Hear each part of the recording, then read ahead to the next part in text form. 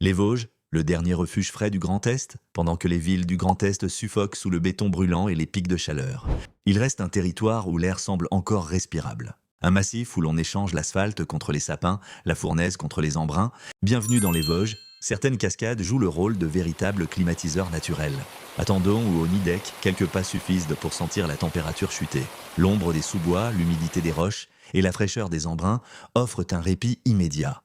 Dans les Vosges, pour échapper à la chaleur, la règle est simple, prendre de l'altitude. Plus on grimpe, plus l'air devient léger. Du côté du Donon, les forêts épaisses de sapins filtrent la chaleur. Au sommet du Honeck, le vent retrouve des allures de bouffées d'oxygène.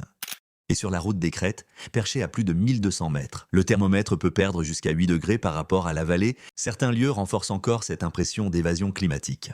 Le sentier des Roches, au col de la Schlourte, impressionne autant par ses panoramas vertigineux que par sa fraîcheur. Creusé à flanc de falaise, souvent protégé par la roche et la canopée, il plonge les randonneurs dans une ambiance presque alpine. Plus au sud, le lac de Krut-Wildenstein est devenu une véritable base de repli contre les canicules.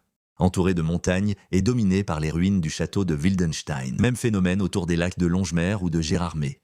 Dès les fortes chaleurs, leurs rives prennent des airs de plage de montagne. Mais ce refuge reste fragile. Car si le massif vosgien protège encore ses visiteurs des extrêmes, il subit lui aussi les effets du changement climatique. Forêts affaiblies, sécheresses répétées, températures records. Le sanctuaire se réchauffe à son tour.